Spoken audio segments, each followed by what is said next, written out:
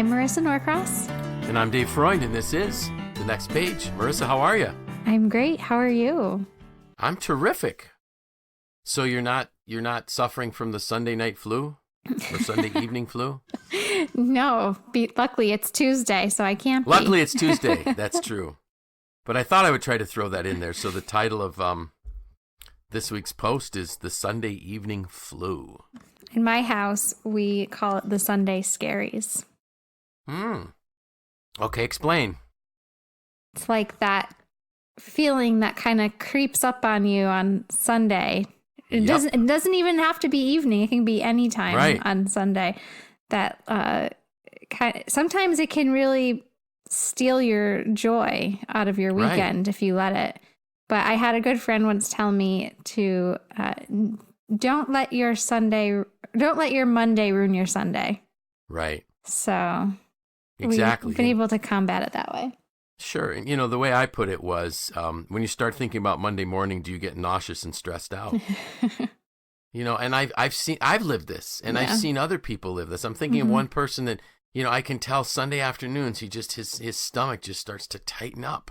Yeah. And he's dreading Monday. And so the question then is, does our job seem like drudgery? Does it seem like it's one of those dreams where you're running, but you can't ever get ahead? Like you're being chased by something, but no matter how hard you run, you can't get ahead. But what if we could flip it upside down? What if I told you that there was a way that even after a long, hard day, you'd go home feeling energized? I mean, what if I would say you could be doing something that was so exciting for you that time would just fly by while you're doing it. And all of a sudden you look and say, oh my goodness, oh nuts, I have to leave. I have to go home. I can't wait for the next morning. I mean, wouldn't you just want a job like that? Yeah, absolutely. I think everyone would. Yeah. And you know what? Everybody can have a job like that. Now they're thinking, okay, Dave, what are you drinking?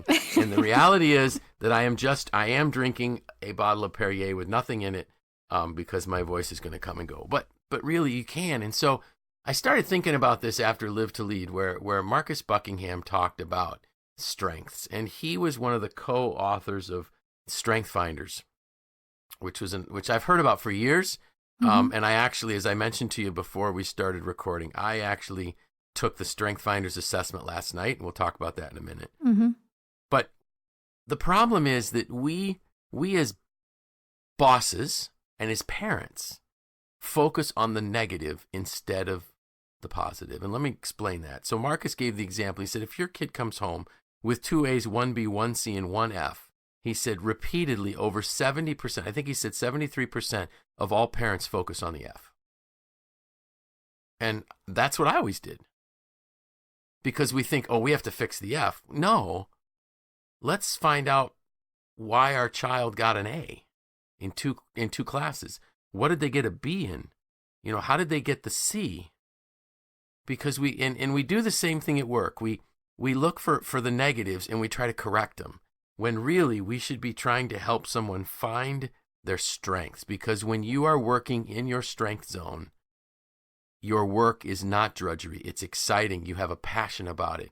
You get so excited about being able to work in it that even though it's exhausting, you go home energized. And when I started digging into this deeper, I just got so excited about the potential for all of our listeners if they could really get into the concept and discover their strengths. So if we think about it, greater job satisfaction, greater engagement, greater productivity, less likely to experience stress and anxiety while working. These are all things that we have the privilege of being able to enjoy if we'll just focus on our strengths instead of our weaknesses and find a job that allows us to focus on our strengths. So the question is, what's our strength? So Marisa, how do you think people could find their strengths? This is one of those questions I never told you I was going to ask. I think you can, I guess probably the quickest and easiest way might be to just ask the people that know you best, which we've talked about before. Yes. And closest friend assessments. I think, you mentioned that you did a quick assessment last night, and I did. Took a peek at your results, and I thought those were pretty accurate. So I think that might be a great thing to do as well. Yeah. So the Strength Finders assessment, I guess it's technically called the Clifton Strengths. Gallup. So Marcus Buckingham worked for Gallup when he co-created the Strengths Finders assessment. And so I just did a quick Google search. Remember, you can find anything you want online, and this one's not free. This one was one I paid for. I think it was like $49 plus tax or something, $53 with tax. Yep. But it's a 34-page report. It was 170 questions. Not quite 34 pages. But it was 170 questions. It looks at 34 characteristics of a human being, and it gives you your top 5, and then tells you, it prioritizes them from first to last. And what's really interesting is that I've kind of lived this awareness without having it as an awareness, if that makes any sense. Where when I started this job that I have now, my family would say, "Are you going to work every night?" I said, "I'm not working." And they'd say, "Yes, you are." "Oh, I guess I am." Because I would sit down with my laptop and I'd be working on content. I'd be writing something. It's not work, because I love what I do. And all of us could do that. So you touched on the one, friends, and we touched on the assessment. Anything else you can think of that could help us identify our strengths? I think you can compare those two things with what you think you're good at, what feels easy to you, maybe what others mention, like what others ask you for help with. If someone's always asking you for help with something, that might be a strength area for you. Absolutely. But I think probably having like a comprehensive, maybe looking at least 2 of those things just to see how they compare to each other would be useful. Yeah, I did. Excuse me. I did a little bit of some searching on this, and one of the assessments, or one of the ways that I saw when I was doing some quick Google searches, would take 10 people that know you best and ask them what they think is your gifted area or your strength area. Wow, 10. That certainly will work. 10, yeah, that's better than my closest friend assessment, which was 2. Yeah. You can do a Strength Finders, and if think about this. So people say, "Oh my goodness, $50, that's a lot of money." Really? How much money are you going to spend when you go out to eat in the weekend? What if that tool could help you end the Sunday evening flu? That's not an expense. That's an investment. That's an amazing investment. So, and also you're going to be more productive. So you're going to get promoted more readily because you're doing things you're very, very good at. You're doing things that you enjoy doing. You're, excuse me, people that are working in their strengths call in sick less, of course they're me, which with colds that never go away. No, that's not true. I don't call in sick. But you're going to be so energized. And so there's another assessment that you can use. So if you do the Maxwell disc assessment, which is something I use in a lot of my classes, there is something known as the power disc.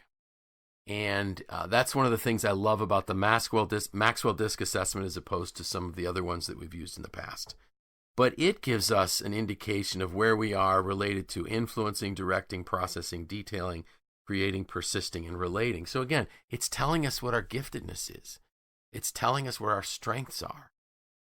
And the joy is being able to work in your strengths.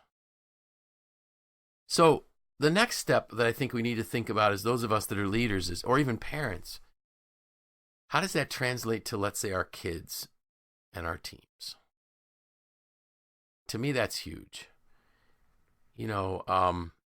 Are we letting our kids, are we giving them space, as Marcus Buckingham would say, to be who they are and love them for who they are and encourage the uniqueness that's in each one of them, as opposed to fixing them, so to speak, to meet the standard that we believe is important. In Marcus's latest book, which I don't remember the title, it might be like The 9 Lies We Believe as Truths or something like that. It's a Harvard Business Review book. But one of them was that the well-balanced people are the happiest. That's not true. There is no such thing as a truly well-balanced person. We're all unique. So it's best for us to really explore and work in our uniqueness, so to speak. But then I started thinking about, okay, so what about my employees? What about, when I had a company full of employees, was I focusing on leveraging their strengths? And I wasn't. So think about what we do. We create a position, a job description, and we fit somebody in the job description. When maybe we should tailor the job description for the person. What are your thoughts about that? Could we really tailor job descriptions for people? Now I'm asking you something that you've never worked in, but. Well, I've never worked in, but I have seen it in practice. Okay, good. Share that with me. That's how my position came to be. When I started at MACNY over 5 years ago, I was in a very different role. That kind of morphed and changed as I was able to display my skill sets and my strengths and define the need within MACNY for certain things. My position was molded in that way. Okay. So while I wasn't the one necessarily executing that, I was right in the middle of it. It was really great for me because it allowed me to play to my strengths and work in my strength zone and really enjoy what I was doing. So I'm very lucky in that sense. So talk to us about what types of things were put into the job description that you think fit to your strengths? A lot of the communications things that I do now have developed over time, because when my position was created, we had to kind of fill the gap of the things that I wasn't doing anymore. But it allowed us to really elevate our communications efforts and do things like create a new website, manage that on the inside instead of always having to go externally and have someone manage it for us. We were able to build a communications and marketing team, whereas before it kind of was a part of one person's position, and then a few other people kind of chipped in where they could, but it helped define a better group. Trying to think, it's been a long time now, so I can't really remember all the details. How did that change how you think about when that was unfolding? How did your mindset change when you were getting ready to go to work in the morning? I think it really changed how I felt about a job versus a career. Right. Because I was really doing the things that I was excited about. I knew that the things I was doing were they were really adding value to the organization, which is important to me. And I got to express who I am and some of my creativity instead of doing the things that I was doing before, which were fine, but they weren't necessarily things that I was excited about. And I could be more innovative, which is something that I like to do. Right. So they were fine. I don't think, I never got the sense that you didn't want to come to work. No. But all of a sudden, when you now can work on the things that excite you, you're going to do better work. It's just that simple. Yeah. And you're going to feel energized, and you won't be the one looking at it's only 4:45. Oh my goodness. They're the people that are in such a hurry to leave work that they back into their parking place so they can head straight out as soon as that clock hits 5. Boom, they're out the door. Yeah. That doesn't happen if somebody is really focused on something that they love. So the book, and I did find the title, The 9 Lies About Work.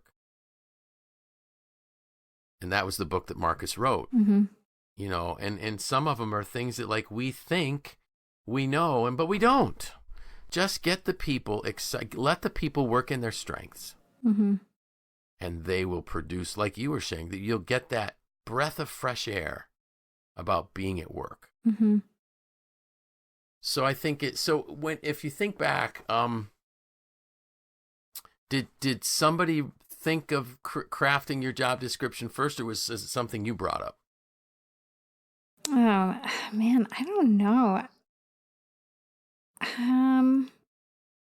I think there was like conversation back and forth. If I'm remembering correctly, Karen Burns, who was our VP of Government Relations and Communications back then, she kind of pulled me aside and said, I really like working with you. Here are the things that I think you're good at. How would you feel about like proposing these ideas? Okay. And so I guess, in a way, she kind of helped me realize those strengths and move forward in that way. And I think through some different discussion, I remember her giving me the advice to, she's like, you should kind of like just write up a sample job description of what you could be doing and how it would impact the organization, and like really have these ideas organized. And that's what I did. And she helped me. And that's, I think, how things morphed. Perfect. I love that. Because you, excuse me, I'm losing my voice already. You came up with a tool. So what I love about this is I think this gives our listeners a lot of hope. So it wasn't necessarily our CEO that said, hey, I have this vision. Right. Or our CEO that said, hey, we want to get the best out of Marissa, so we're going to let her work on her strengths. I'm not saying that they were against it by any means, because clearly they let you do it. Mm-hmm. But a coworker said, I think you're really good at this, and I like working with you. Mm-hmm. Think about the power in what she did. She, investing in you, saying, I like working with you, so why don't you write up what this might look like, and we'll present it. Mm-hmm. That's perfect. That, in John Maxwell's 360-degree leader, that would be something he would write about, like leading your boss. Mm-hmm. And it wasn't like an overnight change. No. It was something that we like slowly, I think it morphed into me spending more time working with Karen, and then taking on certain projects that were, in that communications area. Sure. And over time, and I think we made the official shift when maybe I came back from my first maternity leave. I can't remember now, but it was like a gradual shift. And sure. Yeah, I mean, I think it's been really great, and it's been good for me. I think it's been good for MACNY, and it's allowed me to do things like like this podcast. Right. And I mean, we've shared this before. Like you and I, we do this at 6 p.m. right now, so it's after work hours. And I think if we weren't excited about this, we wouldn't be finding time in the evenings or on weekends to do it. Exactly. And so think about for our listeners, especially those that have direct reports, wouldn't you love to have your people saying, hey, I really love this so much. We're going to make this work, whatever time it is. I mean, you and I, we've done it at, what's the earliest in the day we've done it? Did we do it at 7? 7. Mm-hmm. Which is fine for me, because I get up really, really early. Mm-hmm. But so we've done it as early as 7 in the morning, and I don't know how late we've done it at night. I think 8 or 8:30. Right. So, weekends, and Saturdays. Weekends, we've done it when I've been on vacation. Mm-hmm. And when I've been on vacation. And when you've been on vacation. Mm-hmm. We didn't do it when you were on maternity leave because we didn't want to break the law. Right. So we kind of recorded like 9 weeks or something ahead. And then arranged for interviews. And then arranged for interviews. Yeah. But imagine having your team excited about doing something like that. Mm-hmm. That can happen for each one of us that has direct reports, if we can get them excited about what they do. Excuse me. And the way we do that is let them work in their strength. Mm-hmm. And I think like finding, this might seem, you okay over there? I'm making it. I keep drinking this water. We might have a shorter podcast. We'll I think, it's not, I'm sure there are people listening who are saying like, no way, this will never happen for me. I think it's important to note that it's not always like rainbows and butterflies. Yes.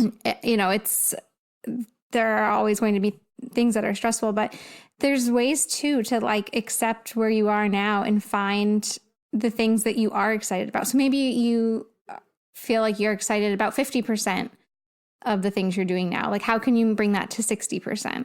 And then how can you bring that to 70%? And maybe when it comes to the Sunday scaries or the Sunday evening flu, having those things that you look forward to doing, maybe scheduling them for Monday so that you can ease into your week. I know we've talked about, eating our frogs first thing in the morning, but maybe save that for Tuesday morning. That's fine. Yeah. And Monday morning, like easing into your week with the things that you're good at, or structuring your week in a way. Like, for example, I knew today was going to be a lot of things today was busy for me, and it wasn't necessarily the way I would have liked to spend my day, but I'm doing it today. But tomorrow I have a more, I guess, enjoyable workload. So structuring our weeks so that it doesn't feel like drudgery. Because there will be difficult things. There will be difficult meetings, challenging tasks, tight deadlines. But if you can find a way to just keep increasing the amount of things you're doing that are in your strength zones and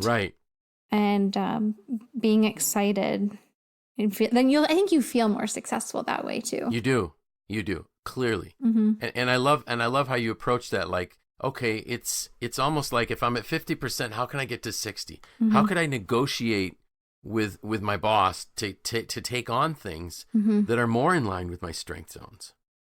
And you'll be that. I'm hoping that they will be able to begin to recognize that. Chances are it's going to be a coworker or an immediate supervisor that's a little bit closer to you that might sense it. Volunteer for things that might be in your strength zone that allow you to showcase your abilities. Yeah. Sometimes if you're a person that's really great, let's say with artistic expression kind of thing, maybe you help out marketing or something, or maybe if you're really great in networking, you say, listen, I'd like to work on the company Christmas party type of thing. Whatever it might be, whatever sparks joy in your work life is very probably going to be your strength zone.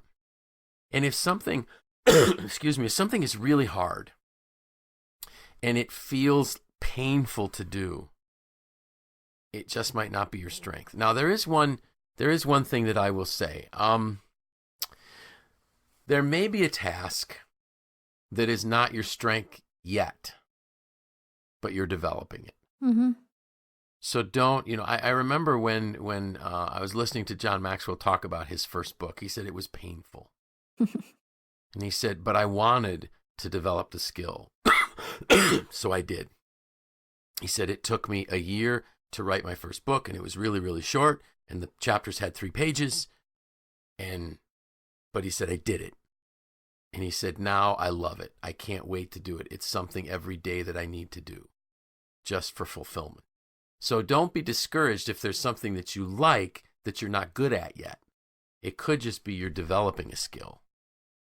And maybe your giftedness using the writing thing, maybe the giftedness isn't in the writing part, but it's in the content part right now. And over time, you will develop the skill to do the writing piece. Or maybe you're really, really great at developing content, but you're not good at presenting it yet. That could be something that you're going to develop the more you're around it. So I don't want people to think that, like you said, it's always, butterflies and rainbows where everything is perfect. No, it's still work. So then there was this great question somebody asked Marcus Buckingham. So, what about something that you really enjoy doing, but you're not good at? And he goes, that's called a hobby. And I thought, what a great point. There are things that we love, but we're not necessarily good at. He said, that's where you can use your hobbies. So, skills that you might want to develop that aren't necessarily work related, that can be used for our hobbies, which also sparks joy in our life. So I think kind of to wrap it up, I really would hope that from the leader's perspective, the takeaway would be, how do I get my people in their strength zones? One of the examples, and I think it was Chris Hogan at Live to Lead said, bosses deal with their people like they play checkers. Every piece moves the same. Leaders deal with their people like they play chess. The pieces move differently and have different purposes. And let's think about our teams that way. Let's think about how do we get the best out of our team? Imagine if 80% of your workforce couldn't wait to get to work on Monday morning. That would be a high-functioning organization. And they wouldn't be waiting till 5 p.m., the stroke of 5, so to speak, to leave. And then for you as an individual, find a way, like you said, find those things that you could build into your life, your work life, that you really love, and focus on. Maybe I was thinking too, as you mentioned that, maybe journaling, on a Sunday when the Sunday flu or the Sunday, what did you call it? Sunday scaries. Sunday scaries start. What is it that I'm afraid of? What is it that has me wound up? Write that down. And then also write down, what am I excited about tomorrow? Because one of the reasons why we get the Sunday scaries or the Sunday flu is we don't feel empowered. And when we don't feel empowered, we don't want to go to work. And when we're working in our strength zone, we really are feeling empowered. We're feeling like we're making a difference and what we do matters. And that should be everybody's goal. Mm-hmm. I think I need to stop. I don't think I can talk much more. Can I ask you one more question? Absolutely. What are we talking about next week? So you had mentioned this to me a while back that we should talk about is it Enneagram? Enneagram, yes. So since I did the Strength Finders and I was really pleased with that, I'm going to do the Enneagram assessment and we can talk about it next week. Yeah, we can share our results, and I'll brush up on, I haven't read too much about it lately, but there was a span of time where I was pretty into it. So I will brush up there. So that is what we're going to talk about. And I think we probably surprised people that we didn't talk about Thanksgiving today. But I've written about it almost every year since I've been at MACNY. It was on the newsletter for November, I think. But we do want to wish everyone a wonderful Thanksgiving and just take the time to reflect on how blessed you really are. And I have a new grandson. Yes, you do. Luke William was born on Saturday evening, so that makes number 9 in my family. I'm so excited. Wow. Got enough for a baseball team now. Of course, I should tell my kids we do need some subs to come into the game. I don't have a really big pitching roster yet if I only got 9 players. But so did you finish up the autumn or the fall? Our fall bucket list? Bucket list? Sure did. The only thing left is our, Thanksgiving celebration, which will happen inevitably tomorrow. Super. And that's it. So I did photograph everything, and perfect. We'll be putting my book together, and we are already working on our winter list. So it has been so great. We've just loved it. That's terrific. Yeah. And so it was interesting when we talked about the bucket list. I don't know if I mentioned this on the podcast. I said that one of the things I always loved to do was watch A Christmas Carol, but my family we never got around to doing it. My daughter and her family are coming for Thanksgiving, and she already said, Dad, it's either, I forgot, I think it's a Friday after Thanksgiving, we're watching A Christmas Carol together. So got it on my bucket list. Good. Check it off. That's awesome. All right. So with that, I'm Dave Freund. I'm Marisa Norcross. This was The Next Page.